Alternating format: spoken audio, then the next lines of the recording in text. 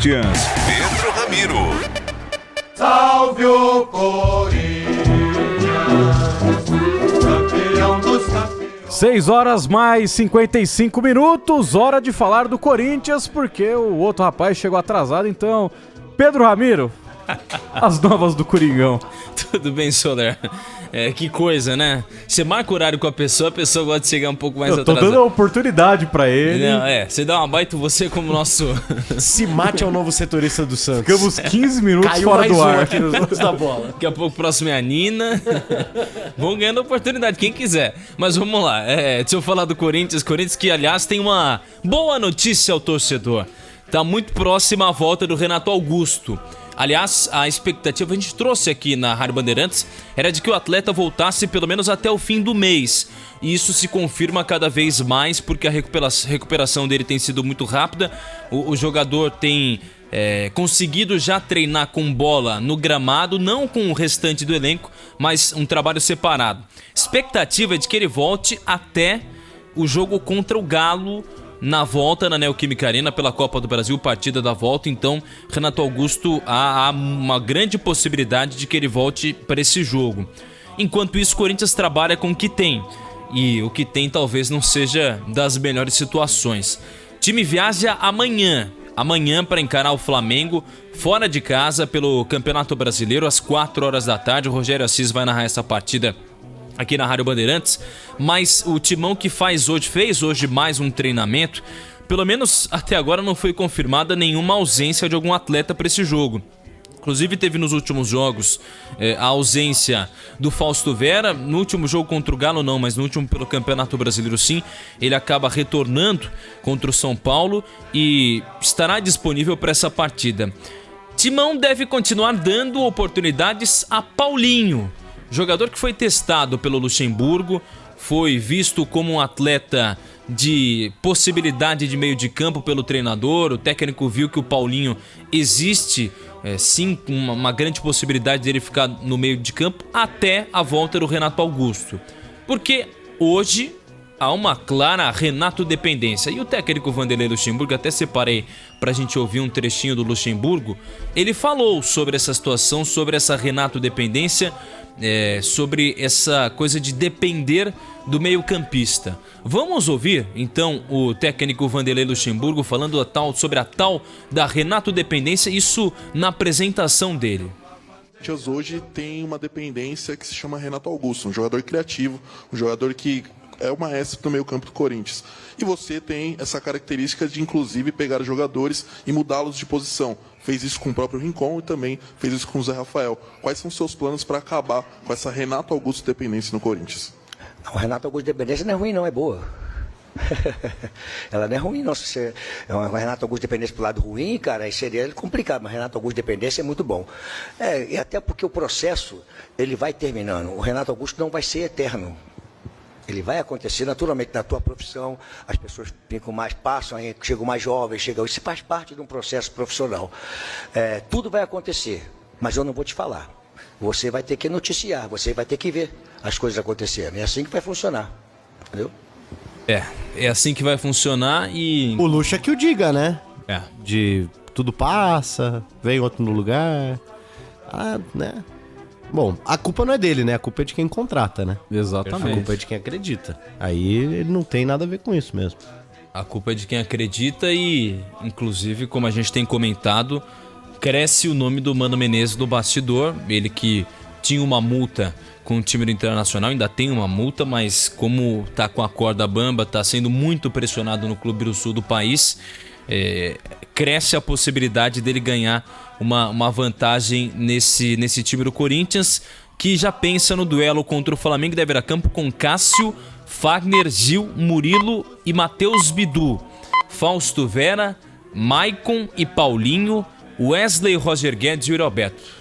E antes do repeteco, informando que a partir das 9h da noite teremos a exibição da Voz do Brasil aqui na Rádio Bandeirantes. Então, um repeteco desse provável timão para domingo. Vamos lá, o Corinthians deve ir a campo com Cássio, Fagner, Gil, Murilo e Matheus Bidu, ganhando mais uma oportunidade. Maicon, Paulinho, Fausto Vera, Wesley, Roger Guedes e Yuri Alberto. Até só antes da gente terminar de falar do Corinthians, porque teve gente que chegou atrasada para falar do Santos, mas dando uma informação também sobre... até recebi essa informação hoje do Luiz Ricardo Sidorf, que é conselheiro do clube. A gente trouxe há algumas semanas a questão da denúncia contra o Mané da Carne. Não é a primeira denúncia contra ele, é um conselheiro do Corinthians que está há muito tempo no clube. Na votação, no dia 24 de abril, na votação do Conselho Deliberativo para as finanças do clube, a denúncia do Sidorf era de que o Mané da Carne teria o chamado de neguinho de uma maneira pejorativa. Numa discussão ele disse, abre aspas, cala a boca, neguinho, fecha aspas. E isso foi registrado em boletim de ocorrência, os advogados do Sidorf estão em volta disso, mas o detalhe, saiu agora, hoje, recentemente, a ata do Conselho Deliberativo e que não registra essa discussão.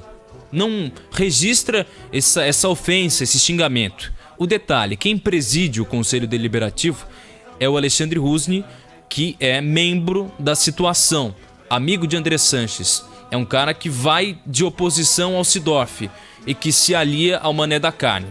O Sidorf entrou com recurso dessa situação e, inclusive, até diante disso, o Mané da Carne, à época, se defendeu dizendo que chamou o colega de amiguinho e não de neguinho, e que se o chamasse de neguinho, ele não estaria mentindo, disse o Mané da Carne. Meu Deus. Meu Deus. Então... Que show de horrores. cara. já era pra isso ter... Meu pai do céu. Ter acabado, né, com...